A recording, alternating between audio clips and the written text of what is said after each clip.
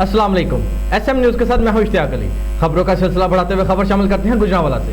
Chief traffic officer Gujranwala Asaf Sadiq के अहकामात पर GT road पर लाइन डिसिप्लिन कायम करने के लिए DSP और सेक्टर इंचार्जेस को हिदायत जारी कर दी।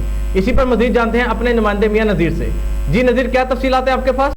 जी, chief traffic officer Gujranwala Asif Siddiqui की हिदायत पर GT रोड पर लाइन और डिसिप्लिन कायम करने के लिए SP साहबान और सेक्टर इंचार्ज को हिदायत जारी कर दी गई।